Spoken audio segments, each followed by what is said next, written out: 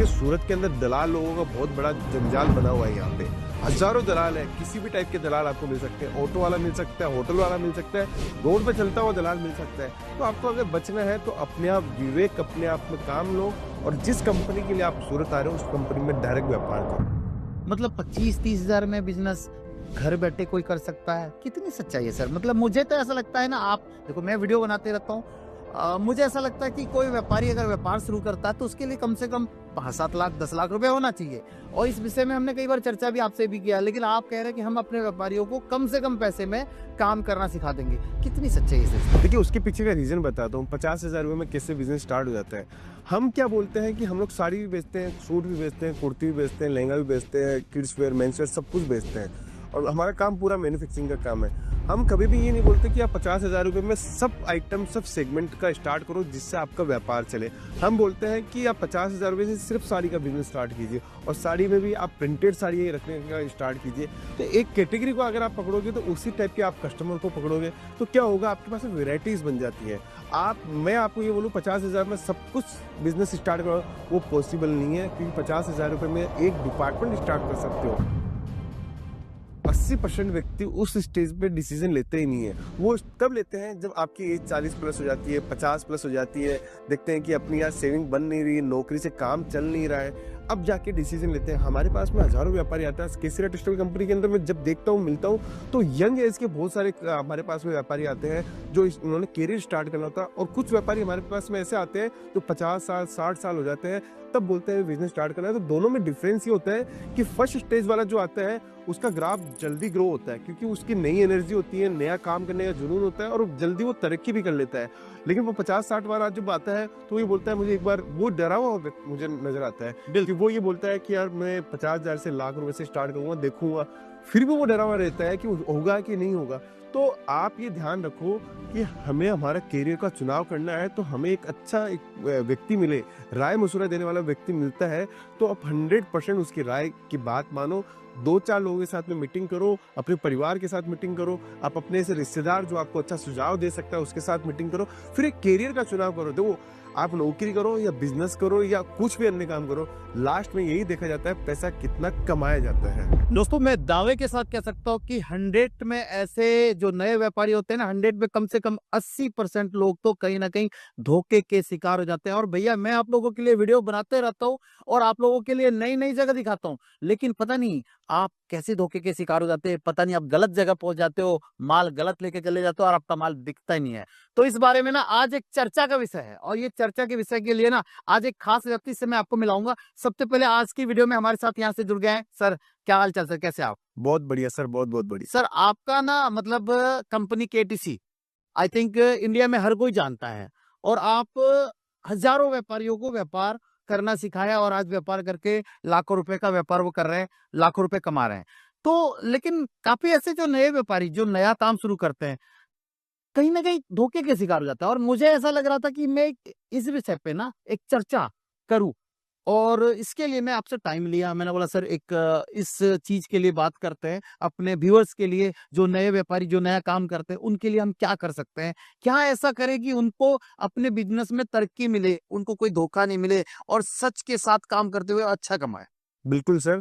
देखिए सूरत में आज कम से कम हजारों व्यापारी यहाँ पे हैं जी। और सूरत का हर व्यापारी ये चाहता है कि मैं माल बेचूं ज्यादा से ज्यादा। लेकिन कोई होता है वो नियति से माल बेचता है, कोई बिना नियति से माल बेचता है। कुछ लोगों का काम होता है कि व्यापारी यहाँ पे आ गया, भोला वाला व्यापारी है, पहली बार बिजनेस स्टार्ट कर रहा है, उसको पता नहीं है कि साड़ी की रेट कहाँ से स्टार्ट होती है, कुर्ती की रेट कहाँ से स्टार्ट होती है। उसको कोई भी रेट बता के या किसी भी तरीके से उसको फंसा के उसको माल दे दिया जाता है। जी बिल्कुल। देखिए यहाँ पे मैं ये बोलना चाहता हूँ कि सूरत के अंदर इतने सारे व्यापारी वो गलत कर रहे हैं। अगर वो ये सोचते कि इन व्यापारी के साथ में मिलकर मैं अच्छे तरीके से व्यापार करूँ तो सूरत का नाम भी अच्छा होगा और सूरत का विकास भी अच्छा होगा। बिल्कुल। अब बात रही जो यहाँ पे आते हैं, सूरत आते हैं, पूरे इंडिया से, पूरे वर्ल्ड वाइज यहाँ पे कस्टमर्स आते हैं क्योंकि ये एशिया की नंबर 1 मंडी है ये सूरत, जहाँ कपड़ों का सबसे ज्यादा निर्माण किया जाता है। बिल्कुल। अब कोई कस्टमर यहाँ पहुंच रहा है तो वो उसको बहुत ज्यादा अपने आप को होशियार होके यहाँ पे आना चाहिए। क्यों? क्योंकि उसको पहले से डिसाइड करना चाहिए मुझे इस कंपनी के साथ काम करना है। पहले से आप कॉल कर लीजिए। देखिए कि यहाँ पे आके आप डिसीज़न लेते हो कि अब मैं इस कंपनी के साथ व्यापार करने वाला था और यहाँ आके डिसीज़न चेंज कर लेते हो, नहीं मैं इसके लिए आया था और इसके साथ मैं कपड़ा खरीदता हूँ, तो 100% आप रॉन्ग हो वहाँ पे। आपको क्या काम करना है, आप पहले से लिस्ट बना के लेके आओ, मुझे इनके साथ में काम करना है, बातचीत करो उनके साथ में कि बातचीत करके कि कौन जेन्युइन है और कौन जेन्युइन नहीं है। पहले दिन अपनी स्टोरी मत बताओ मुझे 5 लाख का लेना है, 10 लाख का लेना है, 50 लाख का लेना है। पहले आप विज़िट करो, विज़िट करके एनालिसिस करो, किसके साथ काम करना है और किसके साथ काम नहीं करना है। बिल्कुल। तो ये चीज़ें ध्यान रखोगे तो 100% आपका पैसा भी बचेगा। देखिए सूरत के अंदर दलाल लोगों का बहुत बड़ा जंजाल बना हुआ है यहाँ पे। हज़ारों दलाल है, किसी भी टाइप के दलाल आपको मिल सकते हैं। ऑटो वाला मिल सकता है, होटल वाला मिल सकता है, रोड पे चलता हुआ दलाल मिल सकता है। तो आपको अगर बचना है तो अपने आप विवेक अपने आप में काम लो और जिस कंपनी के लिए आप सूरत आ रहे हो उस कंपनी में डायरेक्ट व्यापार करो। बिल्कुल। अभी एक चीज़ मुझे बताइए सर, आप जो कहते हैं कि हम बिज़नेस शुरू कराते हैं, जिनके पास बहुत कम पैसा है, वो भी बिज़नेस शुरू कर सकता है? मतलब 25-30 हज़ार में बिज़नेस घर बैठे कोई कर सकता है? कितनी सच्चाई है सर? मतलब मुझे तो ऐसा लगता है ना आप देखो मैं वीडियो बनाते रहता हूँ मुझे ऐसा लगता है कि कोई व्यापारी अगर व्यापार शुरू करता है तो उसके लिए कम से कम 5-7 लाख, 10 लाख रुपए होना चाहिए। और इस विषय में हमने कई बार चर्चा भी आपसे भी किया, लेकिन आप कह रहे हैं कि हम अपने व्यापारियों को कम से कम पैसे में काम करना सिखा देंगे। कितनी सच्चाई है सर इस बात? देखिए, सूरत के अंदर हम लोग भी वीडियोज़ बनाते हैं, सोशल मीडिया के माध्यम से हम लोग भी कस्टमर को अवेयरनेस देते हैं कि 25-50 हज़ार रुपए में बिज़नेस स्टार्ट करा देते हैं। देखिए, उसके पीछे का रीज़न बताता हूँ, 50 हज़ार रुपए में कैसे बिज़नेस स्टार्ट हो जाता है। हम क्या बोलते हैं कि हम लोग साड़ी भी बेचते हैं, सूट भी बेचते हैं, कुर्ती भी बेचते हैं, लहंगा भी बेचते हैं, किड्स वियर, मेंस वियर सब कुछ बेचते हैं और हमारा काम पूरा मैन्युफैक्चरिंग का काम है। हम कभी भी ये नहीं बोलते कि आप 50 हज़ार रुपए में सब आइटम, सब सेगमेंट का स्टार्ट करो जिससे आपका व्यापार चले। हम बोलते हैं कि आप 50 हज़ार रुपए से सिर्फ साड़ी का बिज़नेस स्टार्ट कीजिए और साड़ी में भी आप प्रिंटेड साड़ी रखने का स्टार्ट कीजिए। तो एक कैटेगरी को अगर आप पकड़ोगे तो उसी टाइप के आप कस्टमर को पकड़ोगे, तो क्या होगा आपके पास वैराइटीज़ बन जाती है।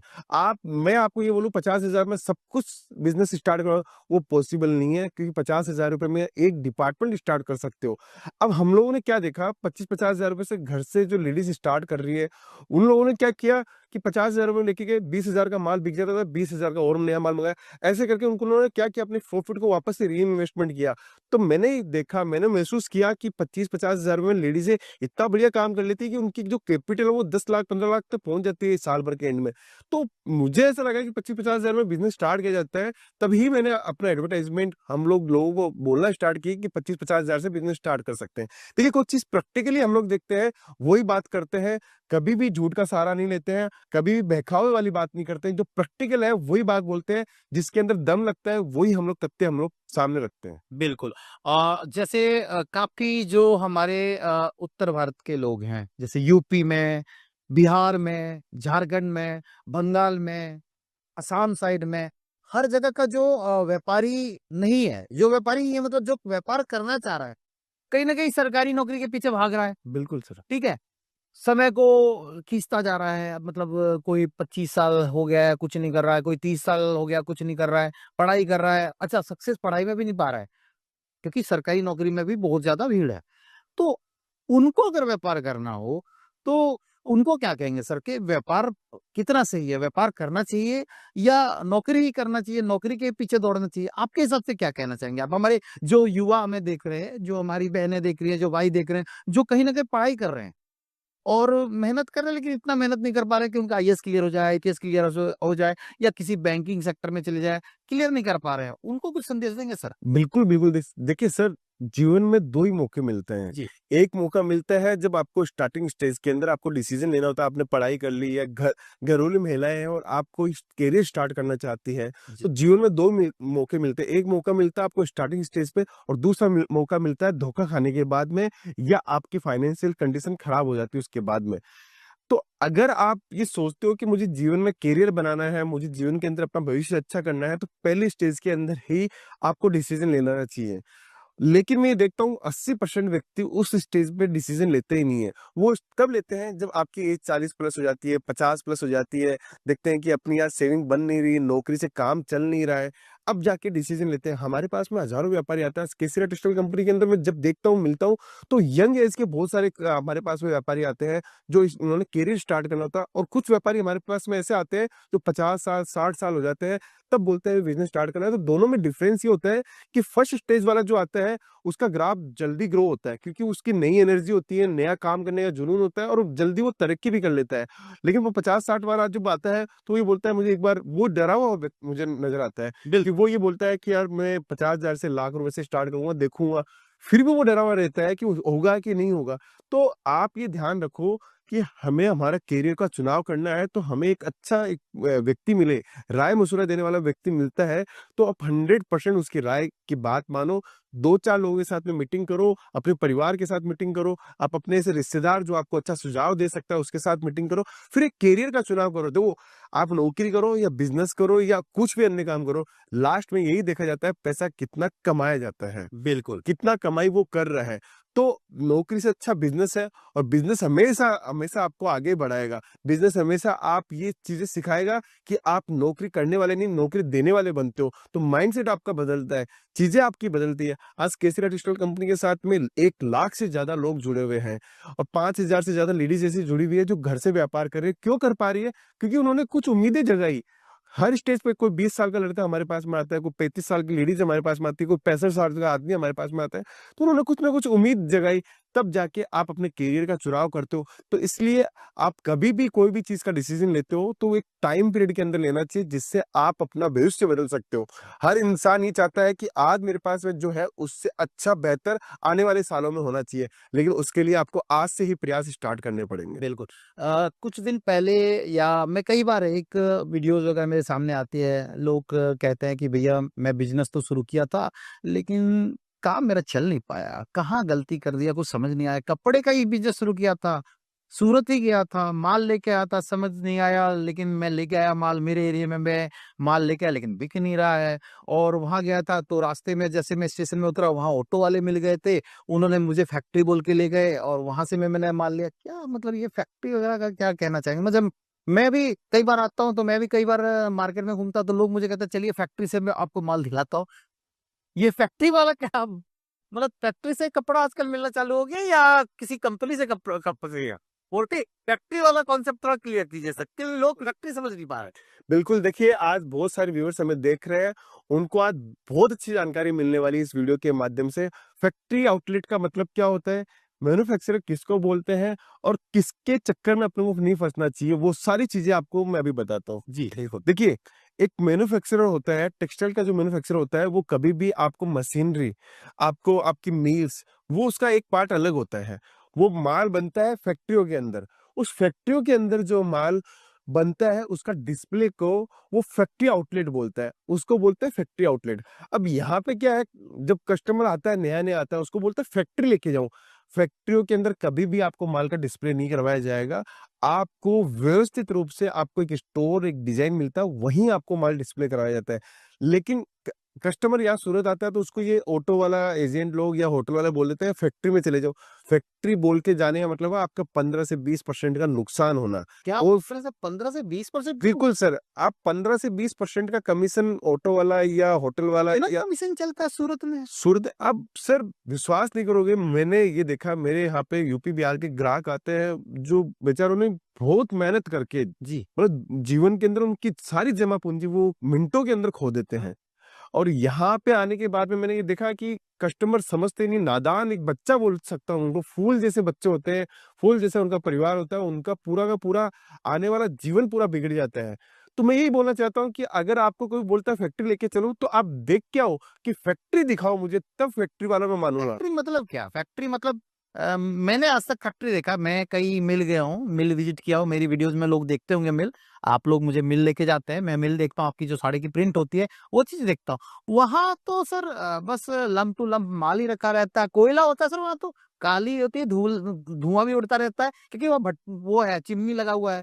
तो वहाँ आखिर कपड़ा रखा भी जाएगा तो वो गंदा हो जाएगा, मुझे ऐसा बिल्कुल, लगता है। बिल्कुल सर। आप कहीं भी फैक्ट्री हम लोग लेके जाते हैं, आप किसी भी फैक्ट्री गए हो, कभी आपने वहाँ देखा है वहाँ से सेलिंग हो रही है? सेलिंग मुझे नहीं लगता सर वहाँ सेलिंग कैसे हो सकती है? वहाँ आपके जो हमारे कस्टमर्स आएँगे, उनके लिए कोई व्यवस्था नहीं सर, वहाँ गर्मी इतना होता। अभी मैं अगर सूरत के आम मार्केट की तापमान अगर देखूँ 40 डिग्री रहता है, तो वहाँ मुझे कहीं न कहीं 50 डिग्री देखने को मिलता है, क्योंकि 10 डिग्री एक्स्ट्रा वो कोयला की तापमान बढ़ा देता है। तो वहाँ तो कपड़ा कोई लेने जा ही नहीं सकता मैं मैं यही बोल रहा हूँ, अगर आपको कोई फैक्ट्री के बारे में बोलता है तो उस पे विश्वास नहीं करना है, वो फैक्ट्री आउटलेट होता है।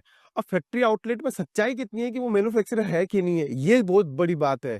देखिए, फैक्ट्री बोलने से आपको वो फैक्ट्री नहीं है, वो हो सकता है होलसेलर हो सकता है रीसेलर हो। तो आपको पूरा जज करना है। कोई इंसान ही बोलता है कि आप फैक्ट्री में चलो, तो उसको ये बोलो पहले, सबसे पहले तेरी फैक्ट्री दिखा। कोई भी कंपनी उसको बोलो फैक्ट्री दिखा, अगर फैक्ट्री बात करता हो। और फैक्ट्री आउटलेट का मतलब होता है कि आपको एक स्थान के ऊपर जो फैक्ट्री में माल बन रहा है, मैन्युफैक्चरिंग में माल बन रहा है, उसको वो एक जगह जाके रिप्रेजेंट करता है, अपना डिस्प्ले दिखाता है, वो फैक्ट्री आउटलेट में मान सकता हूँ। लेकिन सर, आपने बहुत अच्छा क्वेश्चन पूछा कि फैक्ट्री वाला क्यों बोलते हैं यहाँ पे आने के बाद में मैं फैक्ट्री में लेके चलूंगा। देखिए, ये सब एक शब्दों की गणित है। शब्दों की गणित के अंदर लोग फंस जाते हैं और पता नहीं वो कौन सा डिसीजन ले लेते हैं। मैंने यहाँ देखा है कि लोग यहाँ पे 20-20 लाख, 50-50 लाख का माल परचेज करना चाहते हैं। 15-15% का अगर केन लगता है, तो आप सोचिए 50 लाख, 20 लाख रुपए में 15% कितना बनता है? 3 लाख रुपए वो यहाँ पे एक्स्ट्रा दे गया उस माल का। तो सर 20 लाख रुपए में उसने 3 लाख रुपए कहीं न कहीं दलाल को दे दिया, एजेंट को दे दिया। बिल्कुल सर। तो उसका आप व्यापार कैसे बढ़ेगा आगे? आप ये देखिए, 20 लाख लगा के आपके पास माल आ रहा है 17 लाख रुपए का। तो जी। इतनी ज्यादा बेवकूफी नहीं करनी चाहिए। जो हमारे व्यूवर्स है, हमें देख रहे हैं, उनको सजग कर रहा हूँ सूरत के बारे में कि आप हमेशा विवेक से अपना डिसीजन लीजिए, होशियार होकर डिसीजन लीजिए। आप वहां बैठे अपने गांव से ये वीडियो देख रहे हो, तो पेन पेपर पे नोट कीजिए असली मैन्युफैक्चरर कौन है, उनसे बातचीत कीजिए, वीडियो कॉलिंग से उनसे समझिए, पूरा स्टोर विजिट कीजिए। अभी सूरत में क्या हो रहा है, 2 दुकान लेके बैठा है, वो अपने आप को फैक्ट्री वाला मालिक बताता है। एक सिंगल दुकान लेके बैठा है, वो मालिक बता रहा है मेरा मैं फैक्ट्री भी है। देख रहा हूँ आजकल। तो ये इससे आप एनालिसिस नहीं कर सकते।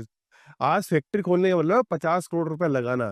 फैक्ट्री आउटलेट खोलने का मतलब होता है 20-30 करोड़ रुपए का उसके अंदर माल रखना। तब जाके एक पता चलता है कि ये सच में ये मैन्युफैक्चरर है। अच्छा ये एक चीज़ और मैं रोकूँगा सर आपको बीच में रोकूँगा। आजकल व्यापारी को एक और चीज़ बताया जा रहा है कि आप अगर व्यापार करना चाहते हैं, तो आपको हम फ्रैंचाइज़ी देंगे।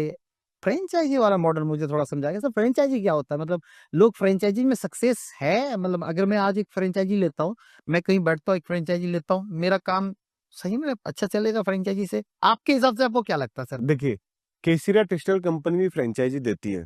लेकिन हमारा फ्रैंचाइज़ी देने का उद्देश्य ये रहता है कि पूरा डिफरेंट मॉडल रहता है। वो देने का पीछे रीज़न मैं बताता हूँ। जी सर। हमारे पास में बहुत सारे ऐसे कस्टमर्स आते थे जो फर्नीचर पहले से डिज़ाइन करके आते थे, फर्नीचर बना के आते थे, नाम-वाम, बोर्ड वगैरह सब कुछ लगा के आते थे। तो मैं उनसे जब बातचीत करता था पर्सनल लेवल पे, तो वो बोलते थे मेरा बजट 20 लाख का था, 12 लाख का मैंने फर्नीचर बना लिया, 8 लाख रुपए का मुझे माल लेना है। 20 लाख रुपए के बजट में 12 लाख रुपए का फर्नीचर। बिल्कुल सर। तो सर वो 8 लाख में फिर माल लेके जाएगा और 12 लाख रुपए फर्नीचर में लगा दिया, उस 12 लाख रुपए से उसको कुछ रिटर्न तो नहीं आएगा ना? बिल्कुल सर, कुछ रिटर्न नहीं आने वाला। तो ऐसी घटनाएँ बहुत सारी मेरे को देखने को मिली। जी। तो मैंने महसूस किया कि जो फर्नीचर 5 लाख रुपए में अंदर बन सकता था, उसका जब मैं फर्नीचर देखता था, मुझे महसूस होता था कि ये फर्नीचर मैं खुद बनाता तो 5 लाख रुपए के अंदर बना के मैं दे देता। मैं उसको 15 लाख का माल देता, तो हो सकता है उसकी सेल ज़्यादा बढ़ती, उसके पास वैरायटी ज़्यादा बढ़ती। तो हम लोगों ने केसरिया बाज़ार के नाम से हम लोगों ने फ्रैंचाइज़ी आउटलेट देना स्टार्ट किया। केसरिया बाज़ार। बिल्कुल, उन कस्टमर्स को देना स्टार्ट किया जो कस्टमर सच में जेन्युइन है, उनको अभी नॉलेज नहीं है आज कपड़ों की, तो उन लोगों को मैंने फ्रैंचाइज़ी देना स्टार्ट किया। आज 16 से ज़्यादा हमारे फ्रैंचाइज़ी स्टोर्स ओपन हो गए हैं। यार जो आपने बताया 16 शहरों में खुल चुका है। मतलब एक शहर में एक ही देते हैं या एक शहर में बहु मतलब का 3, 4, 5 ऐसा भी होता है? नहीं सर, हम लोगों ने एक एरिया डिसाइड किया है। जैसे हमारा पटना के अंदर खुला है, तो पटना के अंदर 8 किलोमीटर के एरिया के अंदर हम लोग कोई भी उसमें दूसरा आउटलेट नहीं खोलने वाले हैं। तो ये डिपेंड करता है कि आपका शहर कितना बड़ा है, आपका गाँव कितना बड़ा है। गाँव में भी हमें खुल रही है, तो गाँव में हम लोग एक गाँव के अंदर एक ही फ्रैंचाइज़ी दे रहे हैं। अब फ्रैंचाइज़ी लेने का हमारा उद्देश्य, देने का उद्देश्य क्या था वो आपको क्लियर कर देता हूँ जी, कि देखिए आपका फर्नीचर आज के टाइम में मॉडर्न फर्नीचर की जरूरत होती है। 5 लाख रुपए के फर्नीचर के अंदर बहुत अच्छे तरीके से फर्नीचर बन जाता है। डिस्प्ले आप बहुत अच्छे तरीके से कर सकते हो। सोशल मीडिया करनी नहीं आती। आज भी गाँव में लोगों के पास में वैसे मोबाइल नहीं है, स्मार्ट मोबाइल्स नहीं है, जिससे वो मार्केटिंग करके अपने यहाँ पे ग्राहक बुला सकते हैं। तो ये छोटी-छोटी जो परेशानियाँ थी, उन परेशानियों को दूर करने के लिए केसरिया टेक्सटाइल कंपनी ने केसरिया बाज़ार की स्थापना करी है। नहीं तो हमारा कोई भी उद्देश्य नहीं था फ्रैंचाइज़ी देने का। हमारे पास में आज विश्वास के साथ में कस्टमर्स पहुँचते हैं, विश्वास के साथ में वो लोग हमसे काम करते हैं। इसीलिए आज हम लोगों ने इतना बड़ा क्राइटेरिया बना रखा है। पूरे सूरत में आप कहीं भी आओगे, किसी को भी पूछोगे केसरिया टेक्सटाइल कंपनी, हर व्यक्ति, हर इंसान जानता है और इंडिया लेवल पे हम लोगों ने अच्छा नाम जोड़ा है लोगों के साथ जुड़कर। बिल्कुल। एक चीज़ मुझे बताइए, आपके यहाँ जब कोई आता है सूरत के अंदर में, आपके यहाँ ईज़िली कैसे आ सकता है? मतलब नियर बाय मतलब आपका रेलवे स्टेशन कितना दूर पड़ता होगा? आई थिंक बिल्कुल सर। रेलवे देखिए स्टेशन और एयरपोर्ट से थोड़ा दूर पड़ता है या बिल्कुल, पास पड़ता है? ये मैं आपको क्लियर कर देता हूँ कि रेलवे स्टेशन और एयरपोर्ट और बस स्टैंड 3 ही माध्यम होते हैं बाय रोड। सूरत के अंदर रिंग रोड जो इलाका है, वो पूरा 80,000 दुकानों का एक सेंटर है यहाँ पे, जहाँ पर आपको 80,000 दुकानें मिलेगी, कपड़ों की सिर्फ़ और सिर्फ़। उसमें से केसरिया टेक्सटाइल कंपनी मिलेनियम मार्केट के अंदर है। रेलवे स्टेशन से सिर्फ़ 10 मिनट की दूरी पे है, वहाँ पे आपको जितनी भी होटल्स वगैरह मिलती है, वहाँ से 10 मिनट की दूरी के ऊपर मिलेनियम टेक्सटाइल मार्केट आप बोलोगे, केसरिया टेक्सटाइल कंपनी आप बोलोगे तो डायरेक्ट पहुँच जाओगे। बस स्टैंड से भी वही 10 मिनट की दूरी पे है।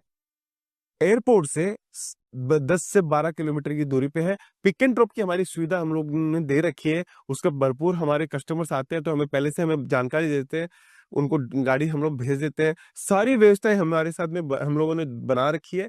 देखिए व्यवस्था सारी हम लोग देते हैं, फिर भी हमारे कस्टमर्स हैं, वो बहक ही जाते हैं यहाँ आने के बाद में, वो कोई ना कोई ऐसा डिसीज़न ले लेते हैं कि उनको ये समझ में नहीं आता कि मैंने सही डिसीज़न लिया है या नहीं लिया। जब उनके पास माल पहुँचता है, तब बोलते हैं कि मुझे जाना था केसरिया टेक्सटाइल कंपनी में, शहर में आया और दूसरे किसी की राय ली और दूसरे की राय लेने के बाद में मेरा जो बदलाव हुआ और आज मेरे पास माल लेके मैं पछता रहा हूँ। तो ऐसा काम नहीं करना है, अब डायरेक्ट केसरिया टेक्सटाइल कंपनी के साथ जुड़ो, 100.1% आप मैन्युफैक्चरर के साथ में जुड़ रहे हो, फैक्ट्री प्राइस के ऊपर जुड़ रहे हो और एक छत के नीचे कंप्लीट वैरायटी के साथ में आप जुड़ रहे हो। क्या-क्या प्रोडक्ट आप बनाते हैं सर? आपकी जैसे फैक्ट्री है, आप बोलते हैं हम प्रोडक्ट सारा अपने फैक्ट्री में बनाते हैं।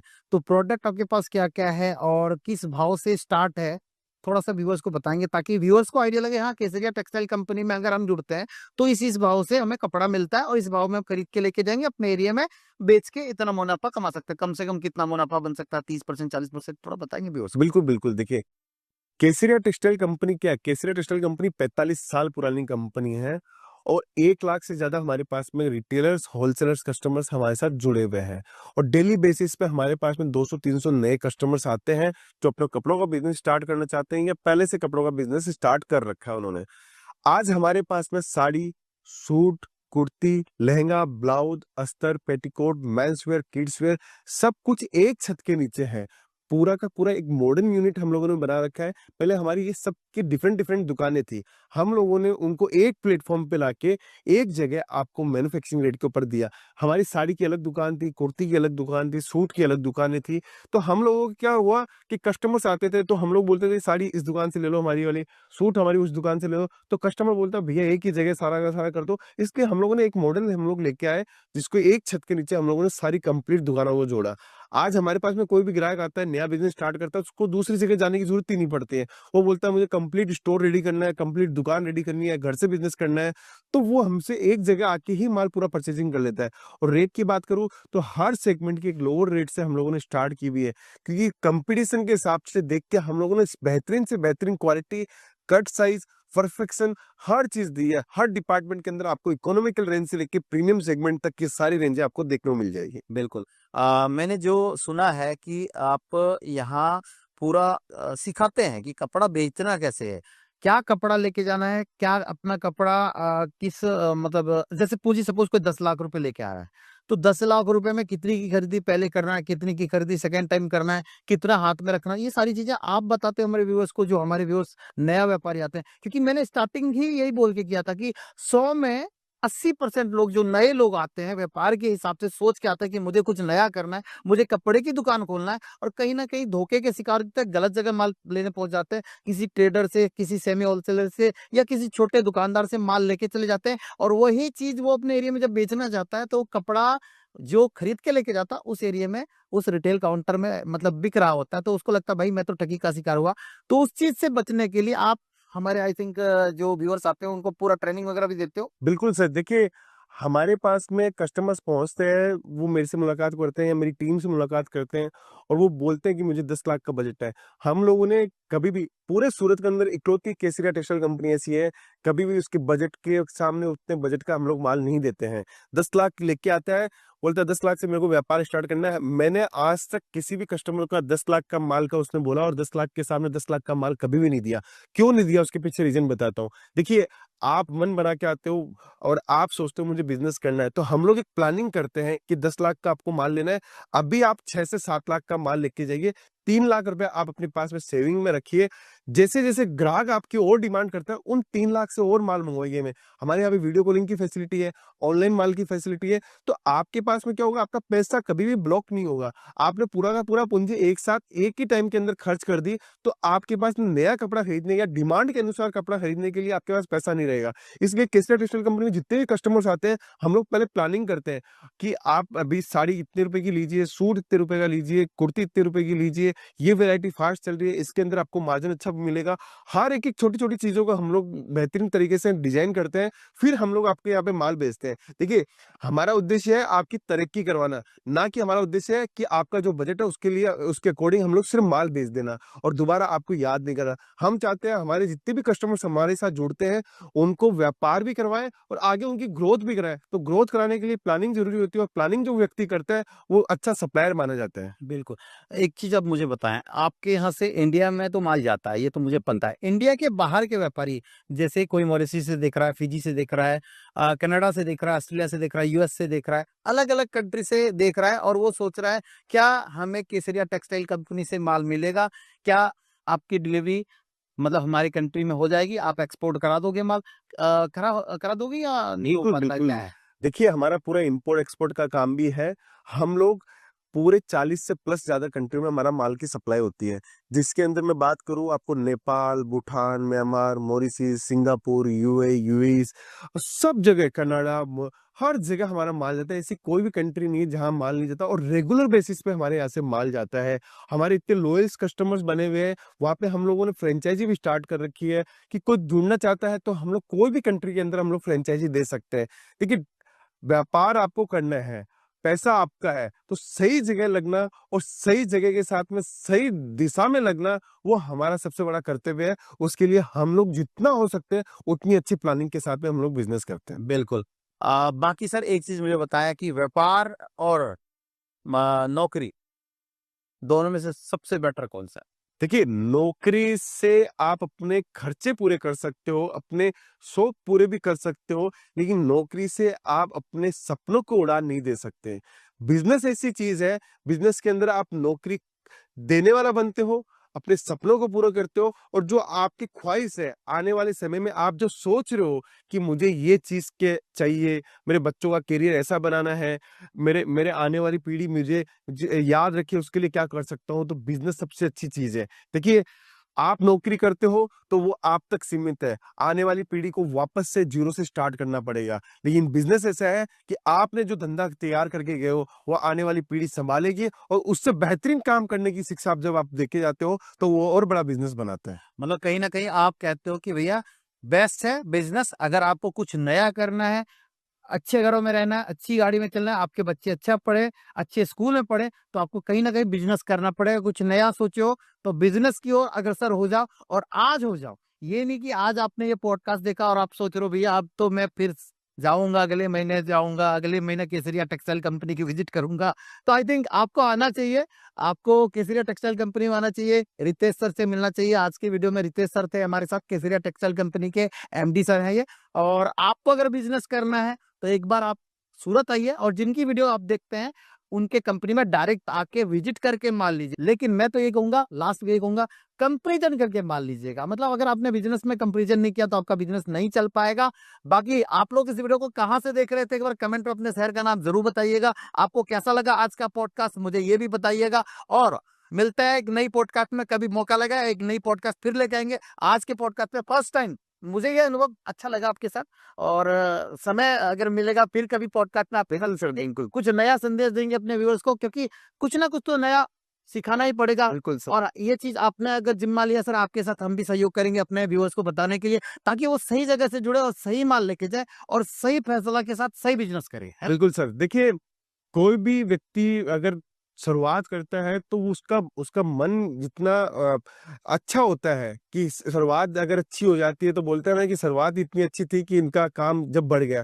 तो आपका सप्लायर अगर आपने अच्छा चूज़ किया, अगर आपने लोकेशन अच्छी चूज़ की, अगर आपने अपने स्टाफ्स को ट्रेनिंग अच्छे से दी, अगर आपने माल की वैरायटी अच्छे से बनाई, तो मैं दावे के साथ बोल सकता हूँ कि आपने सब काम अच्छे किए हैं, तो आपका शुरुआती आगाज़ इतना अच्छा है तो अंत भी बहुत अच्छा होने वाला है। और एक चीज मैंने लास्ट में बोलूंगा अपने व्यूअर्स की कि कपड़े का काम कभी भी, मुझे ऐसा लगता है कपड़े के काम में कभी भी आपको घाटा नहीं लगेगा कि भैया कपड़ा अगर 25-50 हजार का ले भी जाते हो, अगर नहीं बिकता है ना, तो आपको अपने घर में ही अपने जो परिवार के सदस्य को उसी में आप पहना लेना यार, पैसे बर्बाद नहीं जाएंगे आपके। दोस्तों मैं लास्ट में यही कहूंगा, देखिए कपड़े का व्यापार एक ऐसा व्यापार है जिसमें आपको कहीं ना कहीं कभी नहीं घाटा नहीं लगता। मैं एक चीज बताऊं कैसे घाटा नहीं लगता है। जब आप 25-50 हजार से पूंजी से ना काम शुरू करते हैं और कपड़ा ले जाते हैं अपने एरिया में, और आपका एरिया में कपड़ा थोड़ा बड़ा बिक जाता है, उसके बाद आपको लगता है कि भैया कपड़ा बिक नहीं रहा है, तो भैया आप फैक्ट्री से कपड़ा लेके गए हैं, सूरत आए तो सूरत में आपको पता है 80,000 दुकानें हैं और सभी फैक्ट्री है।